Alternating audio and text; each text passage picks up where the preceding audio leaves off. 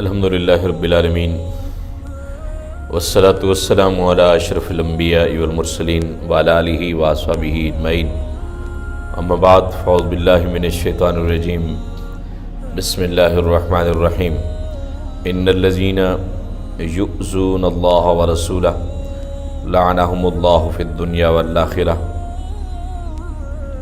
وعد لہم عذابا مہینا صدق اللہ مولانا العظیم۔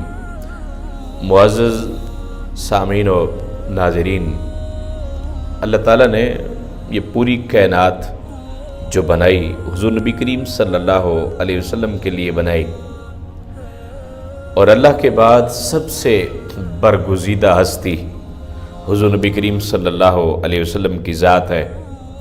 بعد از خدا بزرگ تو قصہ مختصر، اور آقا دو عالم صلی اللہ علیہ وسلم کی گستاخی کے اوپر، حضور نبی کریم صلی اللہ علیہ وسلم کی بے ادبی کے اوپر جتنا اللہ تعالیٰ کی ذات کو غصہ آتا ہے، شاید کسی اور بات کے اوپر غصہ نہ آتا ہو۔ مکہ کے کفار اللہ کے ساتھ بت بنا کے شرک کرتے رہے، اللہ تعالیٰ نے ان کو جینے کا حق دیا اس لیے کہ وہ اللہ ہے، سب کو حق دیتا ہے۔ لیکن جب مکہ کے کافروں نے سرکار دو عالم صلی اللہ علیہ وسلم کی ذات کی طرف ہاتھ اٹھایا تو اللہ تعالیٰ نے پوری صورت اتار دی، تبت یدا ابی لہب وتب۔ یہ پوری صورت ان کفار کی مذمت میں ہے۔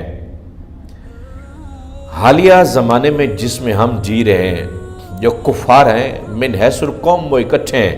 ہماری شومی ایک قسمت ہے ہم مسلمانوں کی، بلکہ ہم عام مسلمانوں کی نہ کہیں، ہمارے حکمران جو شودے قسم کے لوگ ہمارے اوپر مسلط ہیں، پاکستان میں بھی اور پاکستان کے باہر بھی، جو قوم کو من حیث القوم مسلمانوں کو اکٹھا نہیں کر سکے، اپنی ذاتیات کے اوپر وہ لڑتے رہتے ہیں۔ تو کفار نے آج کل جو سب سے بڑی جنگ شروع کی ہوئی ہے وہ یہ ہے کہ وہ گستاخی کر دیتے ہیں۔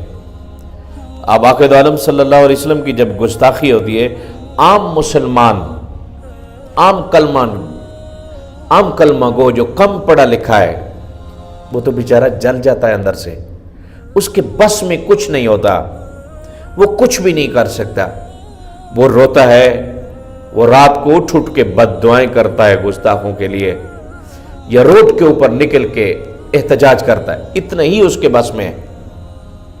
اور ہمارے حاکم جن کے ہاتھوں میں طاقت ہے وہ بھی مذمت کرتے ہیں۔ ان کو مذمت نہیں کرنی چاہیے، ان کو مرمت کرنی چاہیے۔ کفار کا سوشل بیکاٹ ہو۔ اسی پاکستان کی دھرتی سے تعلق رکھنے والے ایک شخص نے ایک صحافی کو کہا تھا کہ اگر ہماری حکومت آ گئی تو ہم جس نے بھی گستاخی کی ایٹم بم مار دیں گے اس کے اوپر۔ تو وہ صحافی بھی ڈر گیا، اس نے کہا یہ کیسے؟ اسی شخص نے کہا تھا جب حاکم وقت مسلمانوں کا حاکم یہ کہے گا صرف کہ اگر گستاخی ہوئی تو ہم ایٹم بم چلا دیں گے، انشاءاللہ دنیا میں گستاخی ہوگی بھی نہیں، صرف ایک خوف کی وجہ سے، اس لیے کہ اللہ تعالیٰ کا ارشاد پاک ہے وَأَنْتُمُ الْأَعْلَوْنَ إِن كُنتُم مُؤْمِنِينَ، تم سے لوگ دبے رہیں گے، تم بلند و بالا رہو گے اس لیے کہ تمہارے اندر ایمان موجود ہے۔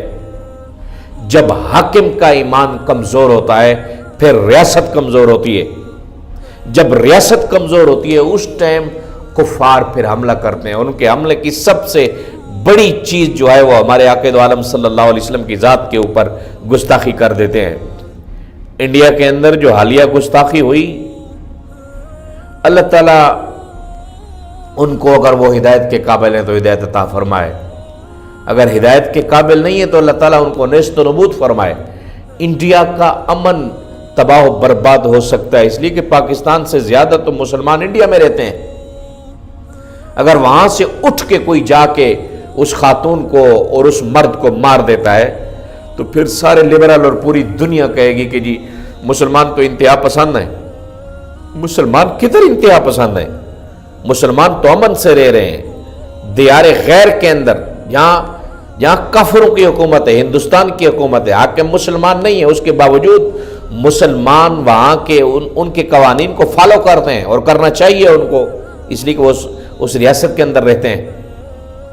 اگر جب سرکار دو عالم صلی اللہ علیہ وسلم کی ذات کی بات آئی، اگر کوئی اٹھ کے چلا گیا اور مار دیا اس کو، پھر دنیا کو سوچنا چاہیے، دنیا کو اکٹھے بیٹھ کر اس مسئلے کا حل نکالنا چاہیے کہ الحمدللہ ہم مسلمان ہیں، ہم سب کے مذاہب کا احترام کرتے ہیں، اور اللہ تعالیٰ کی کتاب بھی ہمیں یہی حکم دیتی ہے کہ کسی کے مذہب کو برا نہ کہو، کسی کے معبود کو برا نہ کہو، اس لیے کہ وہ پھر ہمارے معبود برحق کو برا کہیں گے۔